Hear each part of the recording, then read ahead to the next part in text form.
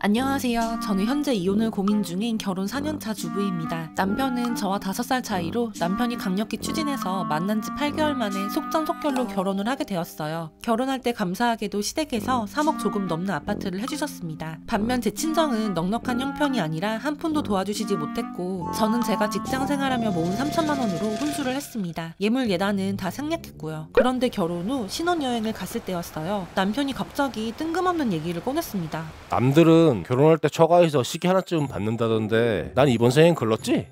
아니 난 예물 못 받았으니까 다음 생에 받으면 되겠지, 이번 생에 말고.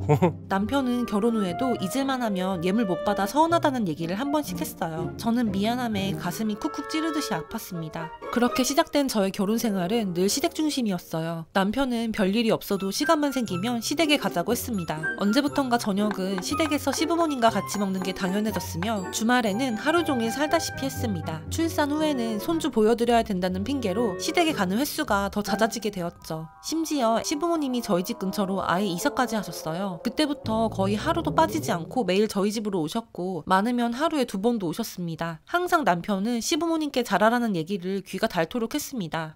우리는 집을 받았으니까 항상 엄마 아빠한테 잘해야 돼. 당신도 항상 그 점 명심해. 게다가 단 한 번도 저희 부부끼리 여름휴가를 간 적이 없습니다. 처음부터 휴가는 시댁 식구들과 함께하는 게 당연했고 휴가 가서 단 한 번도 편하게 쉬어본 적이 없어요. 그러다 친정 아버지가 올해는 저희랑 다 같이 펜션에 가서 하루 놀고 오고 싶다고 말씀을 해오셨습니다. 여보, 아빠가 이번에 펜션 잡아서 하루 고기 구워 먹고 놀다 오자고 하시네? 아, 그래? 알았어. 그렇게 결혼 후 처음으로 친정 식구들과 1박 2일 휴가를 가게 되었습니다. 그런데 남편이 처가 식구들과 처음 보내는 휴가인데도 뚱한 표정으로 묻는 말에만 겨우 대답하고 겉도는 겁니다. 저는 시댁에서 항상 싹싹하게 해왔기 때문에 화는 났지만 그냥 참고 있었는데 저녁 무렵 갑자기 남편이 피곤하다면서 그냥 집으로 돌아가자고 하더라고요. 그냥 안 자고 가면 안 되나? 나 피곤한데. 뭐? 집에 가자고? 남편은 제 설득에도 어차피 다 놀았으니 집에 가서 자자고 어거지를 피웠습니다. 친정엄마는 사위 눈치 보시며 어서 가라며 재촉하셨고 저는 어쩔 수 없이 식구들을 남겨놓고 먼저 집에 돌아오게 됐습니다. 엄마 앞에서는 태어난 척 했지만 돌아오는 차 안에서 어찌나 화가 나던지 부들부들 몸이 떨리고 눈물까지 나더라고요. 이때부터 불공평한 제 결혼 생활에 생각이 많아지기 시작했습니다. 그러다 사건이 생겼습니다. 어느 날 샤워를 하고 홀딱 벗은 채로 욕실 밖으로 나왔는데요. 글쎄 시어머님이 소파에 앉아 계시는 겁니다. 어머! 깜짝이야! 아니, 넌 무슨 애가 기척도 없니? 빨리 옷 입어! 너무 놀란 저는 더 이상은 안 되겠다 싶어서 이 기회에 시어머니께 그동안 있었던 불만을 간곡하게 말씀드렸어요. 어머님, 앞으로 집에 오실 때 미리 얘기하고 오시면 안 될까요? 아니, 왜? 사실 그동안 아무 때나 집에 오셔서 불편했던 적이 한두 번이 아니에요. 얘, 이 집이 네 집이니? 내가 우리 아들 사준 내 집이기도 하다? 근데 내가 네 눈치 보고 와야 되니? 어머님이 집 사주신 건 감사한데 아무리 그러셔도 이 집은 저희 집이잖아요. 참나?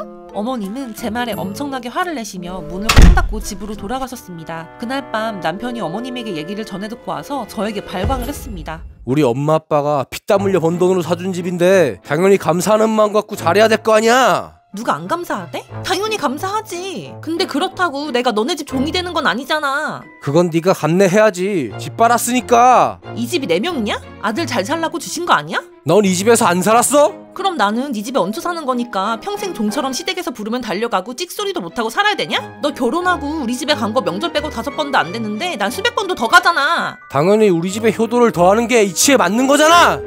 그럼 우리 집은 개뿔도 안 해줬으니까 효도도 하지 마라 그 소리네 지금? 그럼 내가 너한테 월세 줄게. 그럼 나도 너네 집에 아무것도 안 해도 되지?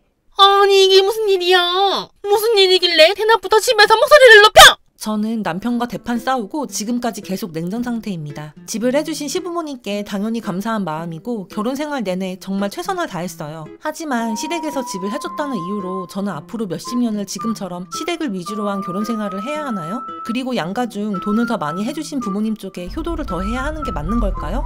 사람들이 저를 염치 없다고 욕할지도 모르지만 저는 이미 시댁과 남편에게 상처받아 오만정이 다 떨어졌습니다. 그래서 이런 결혼 생활이라면 더 이상 의미가 없다고 생각하여 이혼을 고려하고 있어요. 하지만 아이가 있기 때문에 조금 더 신중하게 결정하기 위해 여러 의견을 들어보고자 이렇게 사연을 보냅니다.